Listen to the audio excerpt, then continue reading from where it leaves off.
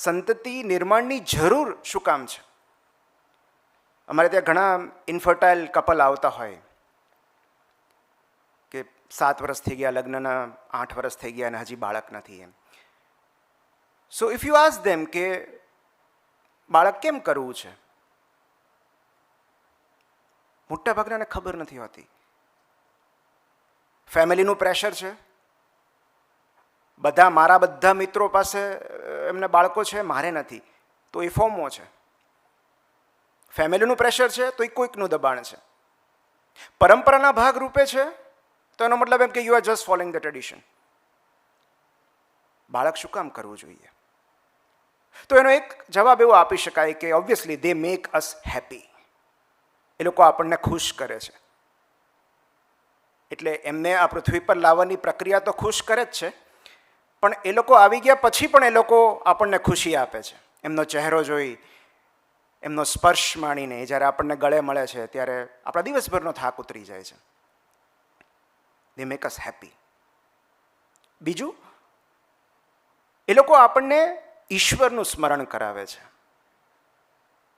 નિસ્વાર્થ પ્રેમ, એમના નિર્દોષ સવાલો આપણને એ રિયલાઇઝ કરાવે છે કે ઈશ્વરની સૌથી નજીક કોઈ હોય તો એ બાળક છે. પણ રિપ્રોડક્શનનો એ આશય નથી. સંતતિ નિર્માણનો, રિપ્રોડક્શનનો એક જ આશય છે, to make this world a better place. આપણા સિવિલાઇઝેશનને આગળ વધારવું.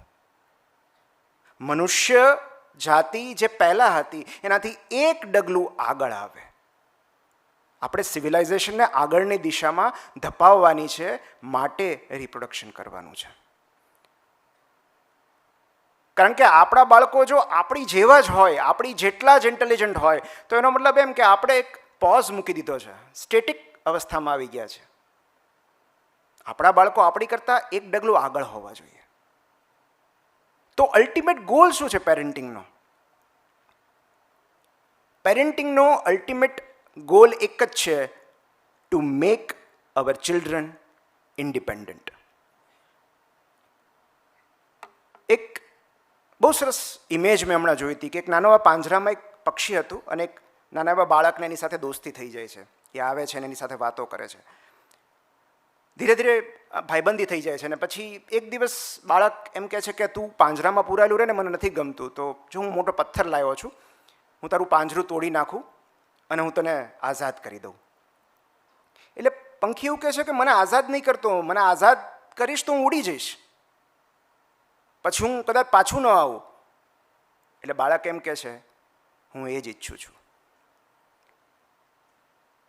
તો હમણાં દિવ્ય ભાસ્કરમાં એક બહુ સરસ ફોટો હતો, મેં એનો સ્ક્રીનશોટ લીધો છે. આ તસવીર કાન્હા નેશનલ પાર્કની છે. તમે કદાચ પેપરમાં જોયું હોય કે એક વાઘણ, એના 3 શાવકો, એના કબ્સ મોટા થયા પછી એને છેલ્લી વાર વહાલ કરી અને પોતાના રસ્તે ચાલી ગઈ. અને એ 3 શાવકો હવે પોતાની ટેરિટરી બનાવશે. આ પેરેન્ટિંગ છે. તો પરમાત્માના પેરેન્ટિંગ એટલા માટે, કારણ કે મેં આજે પુસ્તક લખ્યું હતું પરમાત્માના પેરેન્ટિંગ પત્રો. એમાં કેટલાક અદ્ભુત પત્રો મેં એમાં રજૂ કર્યા છે. તો આ શીર્ષક મને ત્યાંથી સૂચ્યું હતું કે ગીજુભાઈ બધેકાએ એવું કહેલું કે હું દક્ષિણામૂર્તિમાં ભણ્યો છું, દક્ષિણામૂર્તિ ગીજુભાઈની સંસ્થામાં ભણ્યો છું.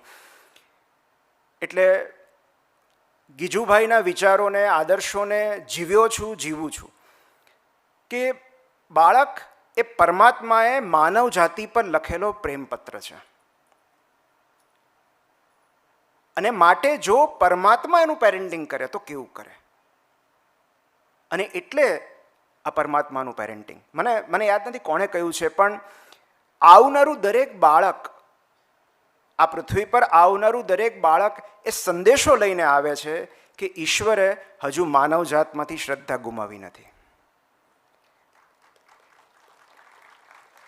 તો ઈશ્વરની એ શ્રદ્ધાને જાળવી રાખવાની જવાબદારી આપણી છે. અમારે મેડિકલ સાયન્સમાં એવું હોય કે એક સૌથી મોટો સિદ્ધાંત એ છે કે ડુ નો હાર્મ. તમારી પાસે દર્દી આવ્યું છે તો તમે એને સાજું ન કરી શકો તો કાંઈ નહીં, વધારે બીમાર ન કરો, એને વધારે ઈજા ન પહોંચાડો. અને આ સેમ સિદ્ધાંત પેરેન્ટિંગમાં લાગુ પડે છે. Do no harm. તમે એક સ્વસ્થ તંદુરસ્ત નાગરિક ઉછેરી ન શકો તો કાંઈ વાંધો નહીં, એટલીસ્ટ એક બીમાર નાગરિકને ઉછેરો. સો ડુ નો હાર્મ.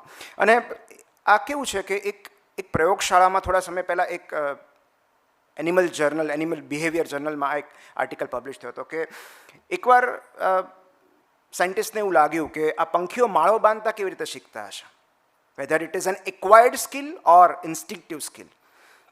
એટલે એમણે થોડા પંખીઓ લઈને એક લેબમાં, એનિમલ લેબમાં રાખ્યા કે જ્યાં આગળ કોઈ માળો ન હોય, ડાળી ન હોય, અને જ્યાં આગળ રહેલા પંખીઓને માળાની કલ્પના ન આવે. અને એ જ એનિમલ લેબમાં એ લોકોએ એ પંખીનું એટલે ઈંડા લીધા હતા એનિમલ લેબમાં, અને ઈંડામાંથી જ્યારે બચ્ચા થયા પછી એની બીજી, ત્રીજી, ચોથી પેઢી એનિમલ લેબમાં એમણે ઉછેરી. અને એ ચોથી પેઢીના બચ્ચાને એમણે વાતાવરણમાં ખુલ્લા મૂક્યા. અને ત્યારે સાયન્ટિસ્ટ એ જોઈને સરપ્રાઈઝ થઈ ગયા હતા કે એ ચોથી પેઢીના જે બચ્ચાઓ હતા, જે પંખીઓ હતા, એમણે માળો બાંધતા પરફેક્ટલી આવડતું હતું. તો આ ઇન્સ્ટિંક્ટિવ સ્કિલ છે. કેટલીક વૃત્તિઓ કુદરતે દરેક લિવિંગ બિંગને આપેલી છે, અને એ બાળ સહજ વૃત્તિઓની જાળવણી કરવી એ પેરેન્ટિંગ છે. કે ઓલરેડી જે એનામાં આપેલું છે એટલે એને આપણે ડેમેજ ન કરીએ. કારણ કે ગીજુભાઈ એવું કહેતા કે હું બાળ ઉછેર નથી કરતો, હું ફક્ત બાળ ઉછેર માટેનું વાતાવરણ પૂરું પાડું છું. Same is with us. પેરેન્ટિંગ કરવાવાળા આપણે કોણ? સૌથી મોટું પેરેન્ટિંગ પ્રકૃતિ કરે છે. એક બહુ સરસ કોટ છે ઇંગ્લિશમાં કે it takes a village to raise a child. એક બાળકને ઉછેરવા માટે એક ગામ જેટલા લોકોની જરૂર પડે છે. ખાલી મમ્મી પપ્પાનું કામ નથી.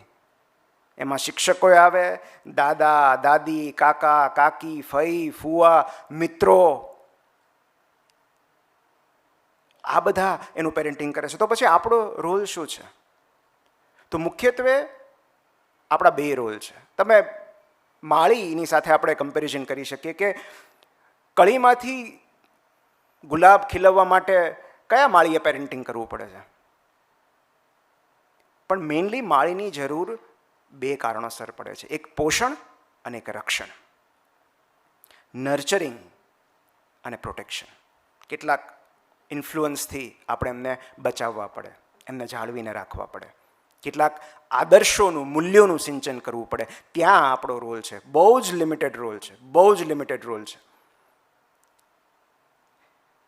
પોતાના આ તમે બધા બહુ આજે ઉદાર છો, બહુ સજ્જનતા દાખવીને અહીંયા આવ્યા છો, કારણ કે પોતાના બાળકના ઉછેરમાં મમ્મીઓ પપ્પાનું પણ નથી સાંભળતી. મારું ને ભદ્રાયુભાઈનું તો ક્યાંથી સાંભળે? એટલે કારણ કે પેરેન્ટિંગ બધાને પર્સનલ સબ્જેક્ટ લાગે છે કે મારા બાળકને કઈ રીતે ટ્રીટ કરવું એ મને કોઈ શું કામ શીખવાડે? એ મારો અંગત વિષય છે. તો એમાં મોટે ભાગે વાલીઓ કોઈનો હસ્તક્ષેપ સહન નથી કરતા, અને એ સૌથી દુઃખદ બાબત છે. મેં જે પેરેન્ટલ લાઇસન્સની વાત કરી ને એટલા માટે જ કરી કે આપણને ખબર જ નથી ગાડી કઈ રીતે ચલાવવી, અને બધા પોતપોતાની રીતે ચલાવે છે. પણ એક વાત આપણે સમજી જોવી જોઈએ કે જે મા બાપ એવું વિચારે છે કે મને પેરેન્ટિંગમાં કોઈના ગાઈડન્સની જરૂર નથી, મારે કશું વાંચવાની જરૂર નથી, મારા બાળકને કઈ રીતે ટ્રીટ કરવું એ હું નક્કી કરીશ, તો એનો મતલબ એમ કે આપણે બાળકને પ્રોપર્ટી તરીકે ટ્રીટ કરીએ છીએ, જીવ તરીકે નહીં. આપણે બાળકના માલિક નથી.